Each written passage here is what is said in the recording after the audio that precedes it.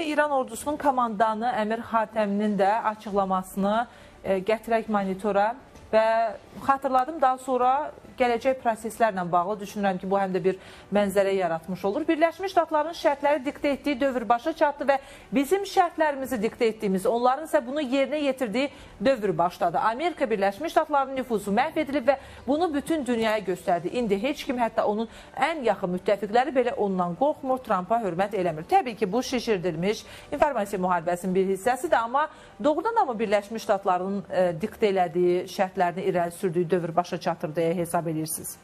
Baxın, mən hesab edirəm ki, bu müharibənin atəşkəslə başa çatacağı ehtimalı çox azdır. Halbuki biz Azərbaycan olaraq bu müharibənin diplomatik danışıqlar yolu ilə həllində maraqlıyıq, ən azından soydaşlarımız var və bu bizim sərhəddimizdə davam edən iki ən böyük müharibədən biri idi. İndi bu belə bir bəyanatların verilməsi atəşkəs prosesini tamamilə darmadağın edə bilər. Bu bir. Çox yanlış, talihsiz bir açıqlamadır bu da öz növbəsində. Niyə görə?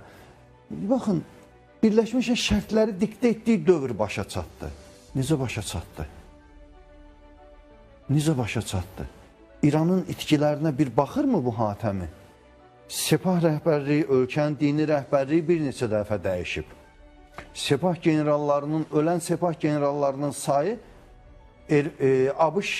həlak olan ABŞ əskərlərinin sayından bir neçə dəfə çoxdur. Baxın, birdən ABŞ generalı, polkovniki belə həlak olmadı. İki pilotları vardı İran ərazisində. Həmin Xatəminin borcu idi ki, həmin pilotları tapsın, əsir götürsün. Bəlkə də bu, danışıqlar masasında İran üçün müəyyən, belə deyək də, müsbət məqamlar formalaşdıra bilərdi. Bunu da edə bilmədiniz. Dünyanın o başından gəldilər, bombaladılar, cəmi bir təyyarə itirdilər, o təyyarəni də pilotların götürüb geri getdilər. Amma İranın itkiləri bugün 2076 nəfərdir, bunun da içərisində 100-ə yaxın rəhbər şəxs var yalnız. Bu kiçik bir rəqəm deyil. İrandan, İsraildən və ya ABŞ-dan bir dənə rəhbər şəxsin ölməsinə dair məlumat təsdiqləndi mi? Feyk dalıca feyk buraxdılar. F-35'ləri vurmuşuq. Netanyahu dəfn etmişik bir neçə dəfə. Nə bilim, keçən ilin iyun ayında da bunlar qələbəni qeyd edib meydanlara tökülmüşdülər. Öz vətəndaşlarını güllələyən bir rejim dünənləri ABŞ-ın xəbərdarlığından sonra vətəndaşlara yalvarmağa başladılar ki, çıxın elektrik stansiyalarının ətrafına canlı şit yaradın. Hansı dövlət bunu edir? Harada rast gəlmişik belə bir addıma? İnsandan, silahsız vətəndaşı elektrik stansiyasının ətrafına yığmaq kimə yaraşır? Olmaz ki, həmin elektrik stansiyasını, əgər sən həqiqətən də ABŞ-ı məğlub edəcək bir qüvvəyə maliksənsə, o zaman həmin obyektlərin havadan müdafiəsini təşkil edə.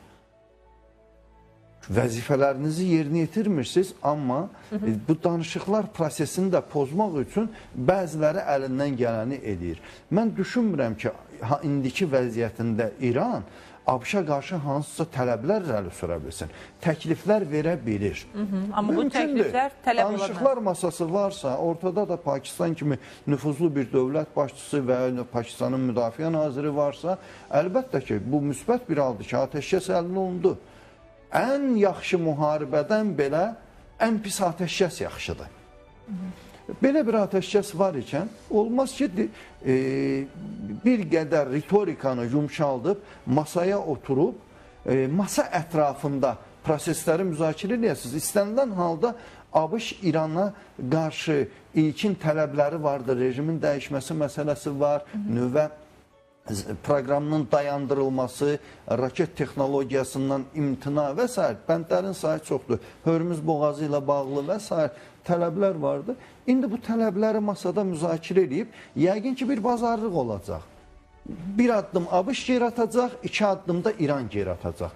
Belə bir halda yenidən hərbçilərin belə bir bəyanat verməsi bir mənalı olaraq gözlənilən bu danışıqlar prosesinin pozulmasına hesablanıb.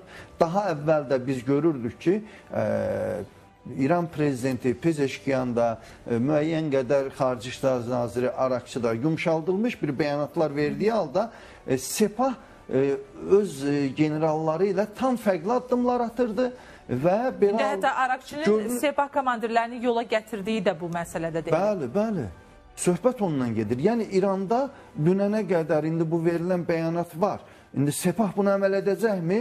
Buna zəmanət verən varmı? Belə bəyanatlar olacaqsa ABŞ nə addım atacaq?